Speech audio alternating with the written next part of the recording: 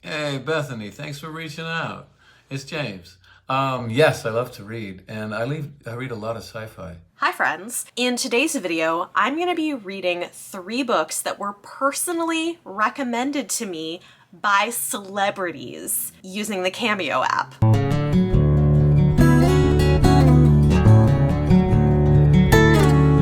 Cameo is this really cool app where real-life celebrities make themselves available to film short personalized videos that you can pay for. I mean, you do have to pay for this. There was a sale, so it wasn't like exorbitantly expensive, but I am really excited about this. I'm gonna tell you a lot of the A-list celebrities are like way out of my price range. That said, I am very excited to see what these people recommend to me. So as I'm filming this intro, I have not yet heard back from any of the 3 celebrities. I'm gonna tell you who they are, and then once I get the videos, I'll show them to you and then vlog reading the books that they recommend to me. The first time I ever heard about Cameo was in a video that Emma Books did, which I'll link up above. I thought this was really fun and entertaining.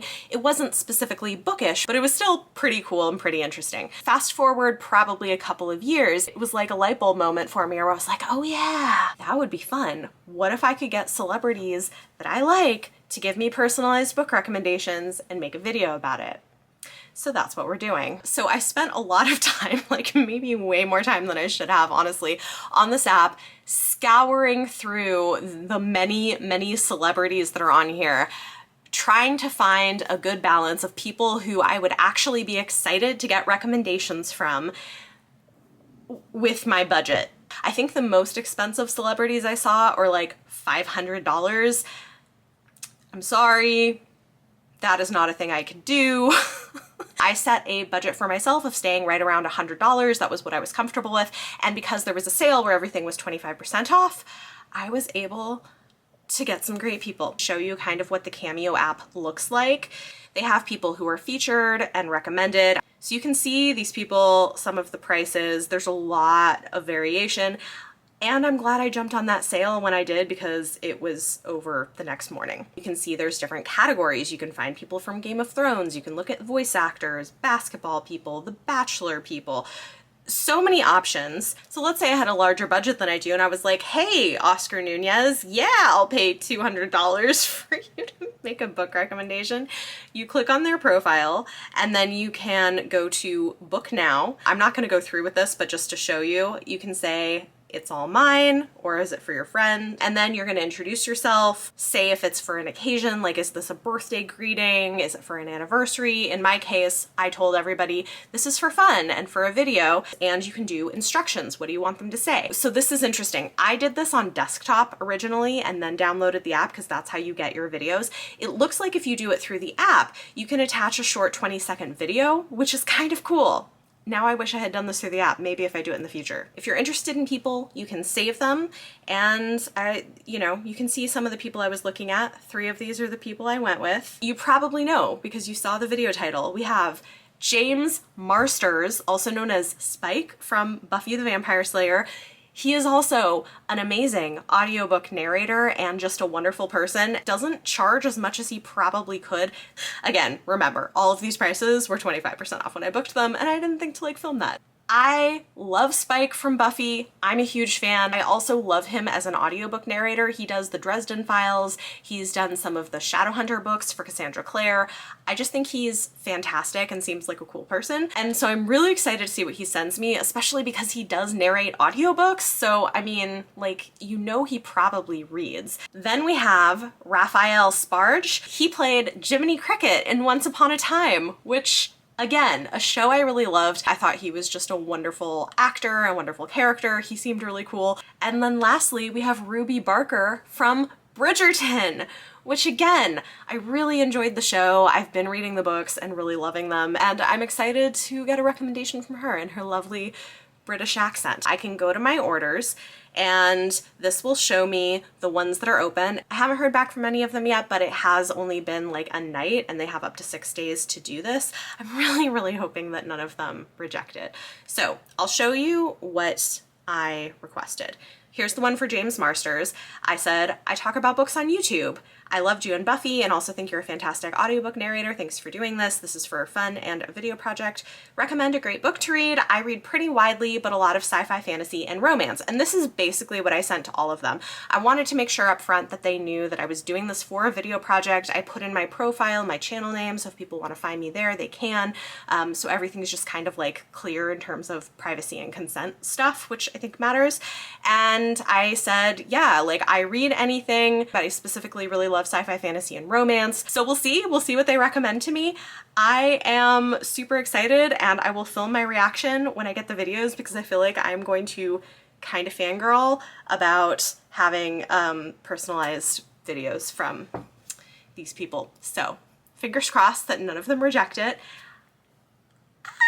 I'll be back once I get the videos. Oh my god, you guys. Okay, so my very first video just came in. It's like a couple hours later, and it's from James Marsters.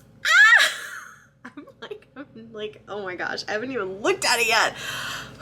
Okay, so I'm gonna film my reaction. Oh my god, here we go. Okay. Oh my gosh. Oh my gosh.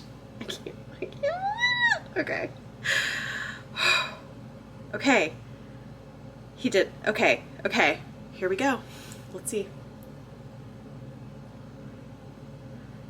Oh my gosh. Hey, Bethany, thanks for reaching out. It's James. Yes, I love to read, and I read a lot of sci-fi. I like it. I find that science fiction and fantasy has an easier time of social commentary than more realistic forms.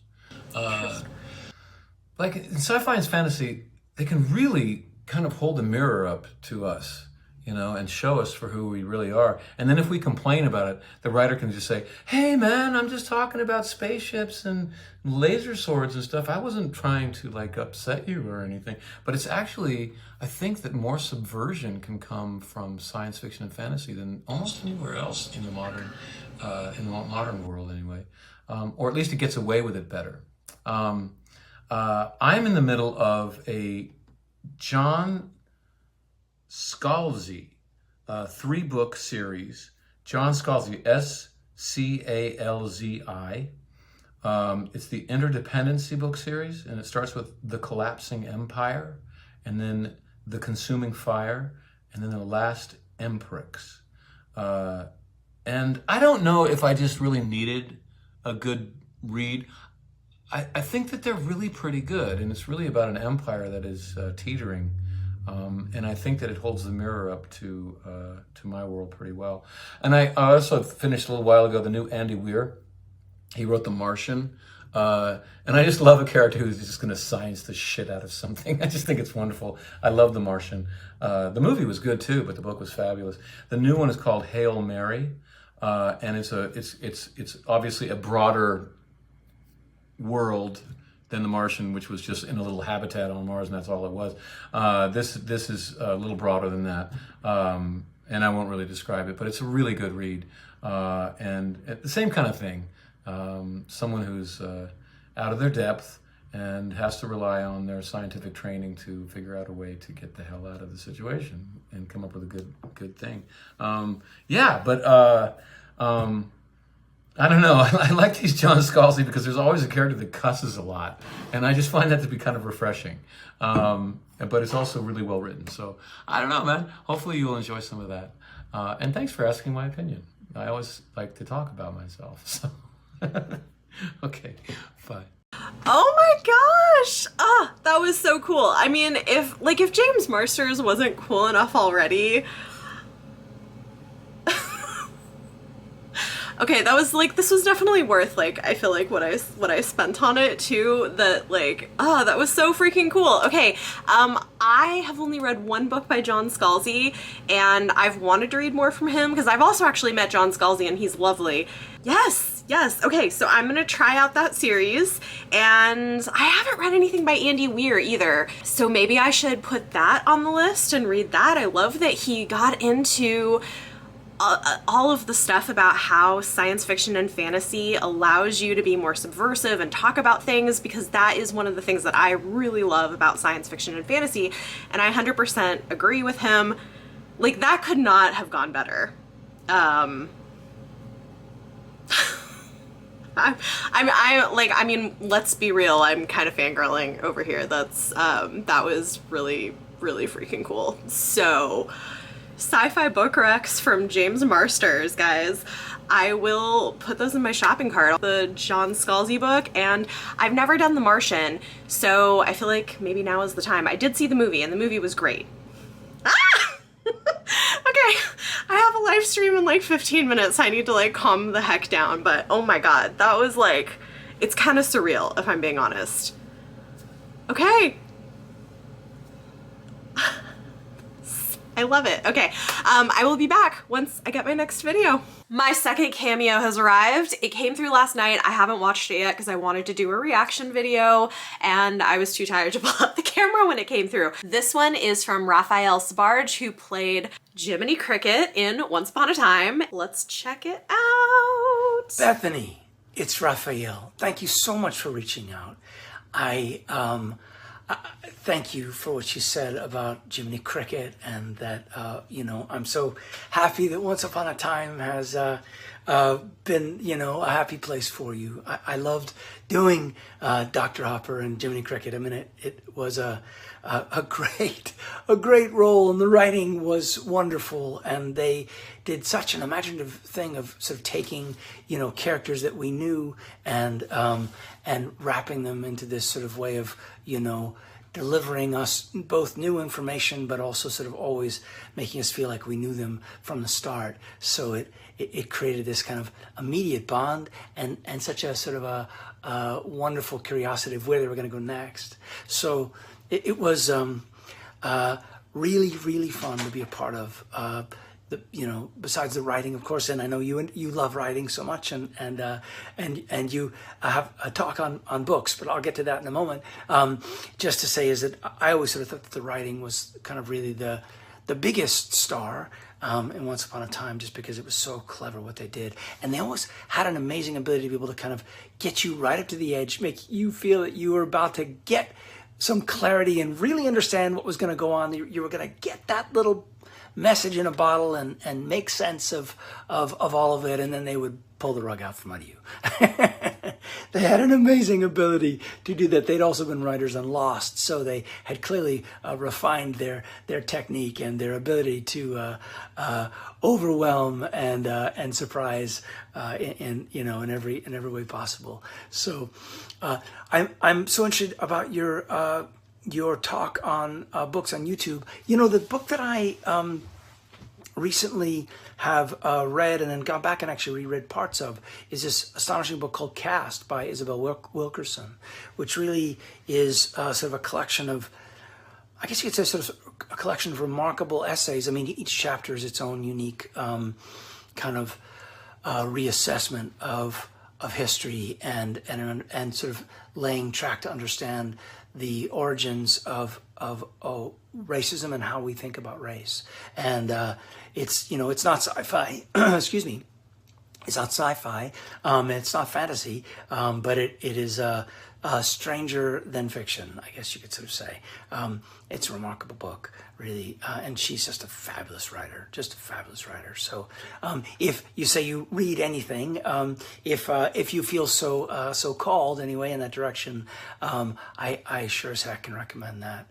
I wonder what part of the world you're in. I'm currently in Los Angeles and on the road a bit, and I'm enjoying, you know, being able to kind of get out. Although, of course, I'm now concerned about what's happening with this hurricane down south in New Orleans.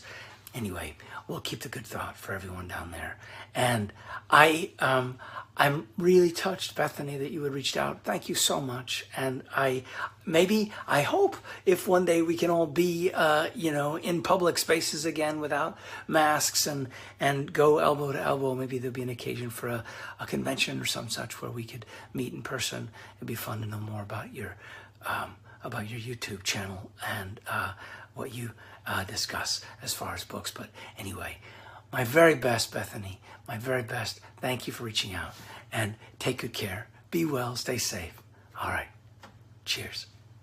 That was so sweet. He was really, really cool and nice, and he did such an amazing job with the Jiminy Cricket, Dr. Hopper thing. If you guys have seen Once Upon a Time, you know, like that was just so nice and thoughtful. Honestly, I'm kind of floored at how kind and personalized these videos have been so far. I don't know what I expected exactly, but I don't think I expected quite that, and it's really cool. So he recommended Caste by Isabel Wilkerson, which I actually have read pretty recently this past month for another project, and he's right, it is a fantastic book. I think it's so interesting that he would recommend Caste as a book to read. It is very, very good, and one I would for sure say everybody should read. It deals with a lot of very difficult topics surrounding race and the way that that functions and the history of racism in America.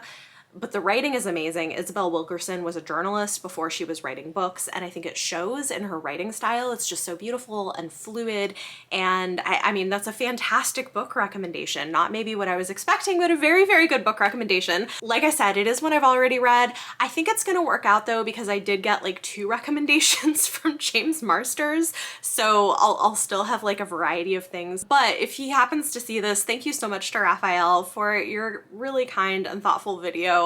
It's a great book recommendation, and I just appreciate you taking the time to really sit down and talk. And yes, I agree, the writing on Once Upon a Time was really outstanding. And yeah, once things in the world are better, I hope we do get to meet at a convention sometime. That would be really, really cool. So thank you so much for your video. Oh, I'm really kind of touched, honestly, by how thoughtful and personalized these videos are. I just think it's so cool. And I don't know if everybody handles it this way, but it's just, yeah, it's pretty awesome. Okay, so waiting on the final cameo, and I will be back with you guys once we have that. My final video finally came in. I'm so excited. I'm kind of relieved, honestly, too, because it was a little bit in the nick of time before it expired, and I was like, man, I really hope I don't have to like go find somebody else. But no, Ruby came through for us, guys. Let's watch the video. I'm so excited. We'll see what she has to say. Yay! Hello Bethany, how are you? I'm Ruby Barker. Obviously, you know me as Miss Marina Thompson, and I heard that you want me to talk about a book that I'd recommend. I recommend The Road by Cormac McCarthy. I think it's a really beautiful book. I like the style of writing. It's minimalistic. McCarthy's able to conjure up, you know, a lot of imagery whilst using so few words. It's so skillful, and when you really get into it and get into the flow of it, it's very enjoyable to read. And then there's also the relationship between the man and the boy, his son. It's beautiful. It's a very poignant look at masculinity, and it's honest and it's open, and it's just a great book. And it also freaked me out. There's some pretty scary stuff. I've never like jumped while reading a book before, but I actually did in one of the parts of the story. Really freaked me out. So anyway, I hope you read it. That's The Road by Cormac McCarthy. Cool. Wow. Okay. That was cool. She was lovely, and I'm excited to give this a try. Talk about personalized book recommendations. I don't think I really know much of anything about The Road. I actually want to look it up now because I'm curious. I don't know that I know anything about this. I know I've heard of it in passing, but I like the fact that she said there's something scary. I mean, her review of it sounds amazing, so I'm excited to check it out. Interesting. A searing post-apocalyptic novel. Okay. So she gave me a sci-fi book. It's dystopian. I'm excited about this. I feel like I got some really great recommendations here. I have not really heard people... Okay, I want to see, like, I'm curious, like, if many of my friends have... Okay.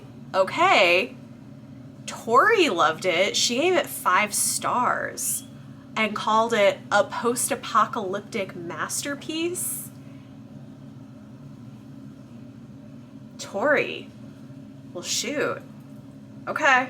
I feel like she has pretty good taste in sci-fi, so I am excited. So as you know, I've already read Cast. If you all haven't read it, it's fantastic. But I have the 3 books for my TBR. I will be back with you guys once they arrive and I can start reading. Hello, I am here with an update. It's been a little bit since I worked on this project because I was traveling and my kids started school, but we're here. I finished reading the first book. Here are the 3 books that were recommended to me that I'm reading for this video. And today I finished reading The Road by Cormac McCarthy. Oh man, you want to talk about a book that's gonna like rip your heart out? This is one. It was very emotional, and you know, I don't know that this is something I would have picked up if I hadn't been for this project, but I'm really glad that I did. It's this like slow, quiet, post-apocalyptic novel about a father and son surviving, I think in the wake of like a nuclear holocaust, and trying to get somewhere safer and dealing with danger and cold and starvation and violence and people doing horrible things around them. It's also just beautiful, the relationship that they have, the love and the tenderness that the father has for his son, even with everything that's happened. And you kind of get through these periodic little sort of flashbacks, I guess you could say, a little bit of information where his son was born right after all of this started happening, and so his son has never known a different world. It's beautiful and tragic. The prose is really kind of spare. It mostly isn't super descriptive, doesn't spend a lot of time on things, but then it's punctuated by these moments of just like almost poetic beauty and reflection. It's so good. It's like heartbreaking. It's heartbreaking, but it's really, really good. Yeah. I will say, like, if you're planning on picking it up, do know what you're getting into, because there are things that are quite difficult to read. When I write a review on Goodreads, I'll put some of the content warnings in there, but you could imagine living in a world where there is no government, there's no structure, there's very little food available, and it's a lot. They see a lot and they go through a lot. Really, the heart of the story is the love that this father has for his son and his determination to do the best that he can to protect him and to survive for as long as he can, to try to take care of his son. It's like, it's not a happy book, but it's very, very good. Definitely going to be a 5-star read for me, and I'm very glad that I picked it up. Again, I don't know that I would have thought to read this, but it's quite beautiful. It's kind of a, you know, more literary, super character-driven approach to dystopian fiction. Tell me in the comments down below, like, is this not the most beautifully heartbreaking book? There's also just like some horrific moments in it.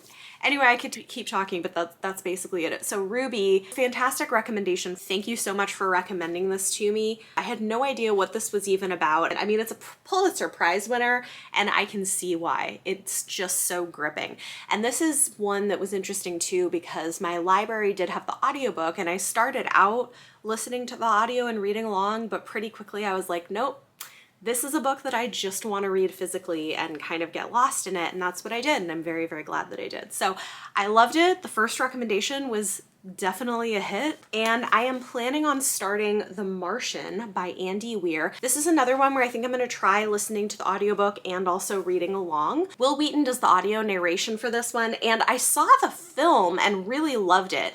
I feel like I've tended to stay away from stuff that are like survival stories, and I don't know why, because I end up liking them. Maybe because I find them usually heartbreaking, but I remember watching the film version of this and it was surprisingly touching and funny and just great. So I don't know how similar the book to the movie is, but I'm excited to give it a try, and we'll see how it goes. And then physically I'm going to be reading The Collapsing Empire. I will check back in once I have another update for you. So I've been listening to The Martian. I am thoroughly enjoying it.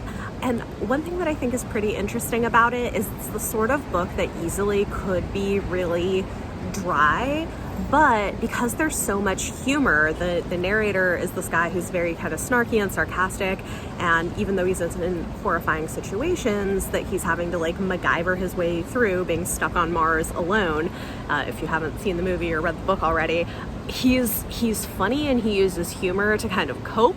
And for the reading experience, I think that really works, because when he's talking about technical details, he'll like throw in jokes that keep your interest, and it makes it less bleak. So yeah, I'm having a good time with it, and I think Wil Wheaton was actually a pretty good choice for an audio narrator on this one as well. Good morning. Last night I finished reading The Martian, and I really liked it a lot. I thought it was fantastic. It is definitely like MacGyver Central, basically. I mean, like, Mark Whitney just like MacGyvers the shit out of everything that goes wrong. I think for my personal taste, it does get to be a little bit excessive, which I think now granted, it's been a while since I've seen the film, but I want to say the film actually tones down how many things go wrong in comparison to the book, which is saying something because things are always going wrong in the film. That said, I do think it's really interesting, and reading the afterword with the author talking about how like the stuff going wrong is just by investigating the science and finding out what can go wrong with like sensitive equipment and stuff. So the science piece of this is really interesting. It's clear it was very well researched and based on like feasibly what would a Mars mission, a manned Mars mission actually look like in terms of the equipment that would be used and the way things would be done. And so I think that part of it is really interesting. If you have any interest in the science of it, I think that's great. But again, which I think I said earlier, what really carries this is the humor. It's one of those things where there is so much technical information that you're kind of getting as things do go wrong and as things are happening, that it would be very, very easy for a book like this to be dry, but it's not, because the characterization and the humor really pulls it through. And then I like that partway into it, you start getting these perspectives from like on Earth or the other astronauts as they start to realize what's happened and the fact that he is actually still alive. They thought he was dead when they left the planet, but he's still alive, he's still there, and they have to figure out how to rescue him. And the stuff he goes through would be so freaking terrifying, which is why I am probably never going to be an astronaut. But as a book, I think it's very good, and I totally see why people have loved this. I see why they made it into a movie, and this makes me want to kind of go back and rewatch the movie because I saw it back when it came out, which was a while ago. So yeah, another really successful recommendation so far. I think the people that I picked have very good taste in books. So if we've learned anything, we have learned that. My final read I did start last night, but I'm not very far into it yet. This is The Collapsing Empire by John Scalzi, and I'm enjoying it. I think it's pretty easy to get into. It's very readable. It's set in this like giant galactic empire where the current emperor, which is what they call their kind of leaders, emperors, but their current emperor is about to die, and his daughter is going to be taking over, and you know, she's got to deal with the politics of that.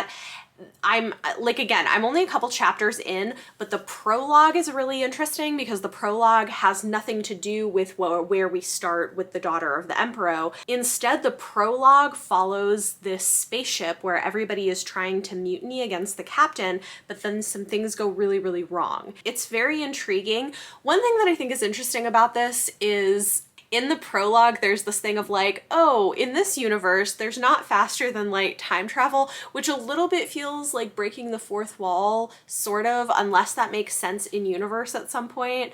Like it's a little weird to be directly told, we don't do faster than light time travel, we do this other thing instead. But other than that, I'm liking it. There's a lot of humor. I like the characters. We already kind of know just from casual descriptions of people and casual mentions that this is a world where nobody really cares if you're queer. It's a world with a lot of racial and cultural diversity, and I am all for that in science fiction and fantasy. We've got some strong female characters. I'm really enjoying it. I feel like this has a lot of things that I like in sci-fi, not just including representation and handling of like gender and queerness and stuff like that, but also it seems like it's going to be a fun space adventure sort of book. So yeah, so far so good. I will check back in with you guys once I have finished reading The Collapsing Empire. Good morning. I blew through The Collapsing Empire yesterday. This was so much fun. Honestly, it reminded me how fun sci-fi can be, and I think John Scalzi just writes really accessible sci-fi. I'm gonna have to keep this book in mind if I ever make a list of like sci-fi for beginners type thing, because I feel like this is definitely a book that people could easily dive into, even if they're not super comfortable with sci-fi or they're worried about it being too technical. This is great because it doesn't dive super deep into that. It's really more about the fun, larger than life characters, the political machinations, the danger, spaceships, the space vibes. Like, it's fantastic, and I had such a good time with this. It's the first book I've read in a while too where I finished it and I'm like, I wish I immediately could start book 2 because I'm just enjoying this so much. So I definitely plan to continue on with the series, and I think this was a really fantastic recommendation.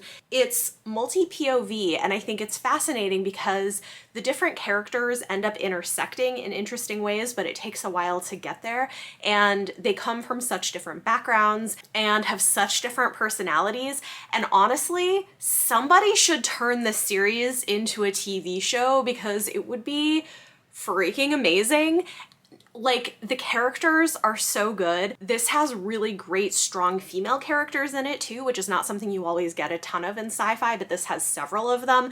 One of whom is kind of entertaining because she's like, she just like does her own thing and curses a lot and like uses sex to get people to tell her secrets, but she's like very, very entertaining. I just had such a good time with this, and I think it's really interesting. It's got this kind of broad epic feel to it with a lot of world building that's done really well. You can tell that there's like a history to the mythology of the world. There's a history to how people got to where they are, and you're slowly uncovering little bits and pieces of it as you go through the story alongside some of the characters. So the main characters you're following here, one of them is this young woman who never expected to become emperor, but now is, and is facing like threats on her life and like lots of political issues. You're following the son of a noble and kind of old scientist living on this distant planet that's kind of like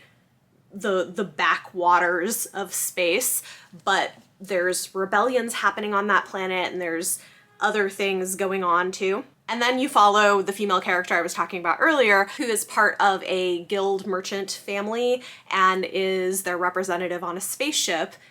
Anyway, it's great. It's a lot of fun. Like, this was a fantastic recommendation, and I'm like immediately gonna need to go out and get book 2 because I had so much fun with it. I really hope somebody will turn this into a TV show because it would be phenomenal. I would watch it. I would definitely watch it. So what have we learned from this project? I guess that these celebrities have really great taste in books. The one that I didn't read for this but had read already was Cast, and again, like I said, this is phenomenal, but it ended up working out pretty well. I ended up with 3 kind of more sci-fi books. Thank you, James Marsters, for getting me to finally read The Martian. I enjoyed this, and The Collapsing Empire was fantastic. Like, this was just a rollicking good time in space, so if you're looking for that, highly recommend. And then Ruby Barker, Breaking My Heart with the Road. Like, this was so sad and so beautiful, and I loved it. I'm not sure what I expected to come out of this. I just thought it would be really fun to get personalized book recommendations from some people that I think are awesome, and I love their work on film and television, and this was fantastic. I got great book recommendations. I read some things that I probably wouldn't have picked up anytime soon otherwise, and honestly, it was just a lot of fun getting to have these personalized videos. I think Cameo is such a cool app. This is not sponsored, although if they wanted to sponsor me, I would not be opposed to that. Thank you so much to the 3 of you who recommended these books to me. If you happen to see this, I had a great time with the project, and I think you had fantastic taste in books and great book recommendations. Everybody else, talk to me in the comments down below. Let me know your thoughts on the video, on the books that were picked, and for your question of the day, tell me if you could choose a celebrity to give you a personalized book recommendation, who would you choose and why? Like, who is the person that you're like, man, I really want to know what they would recommend or like what their taste in books is? Leave it in the comments down below. If you like this video, give it a thumbs up and subscribe if you want to see more. Thank you so much for watching, and I will see you next time.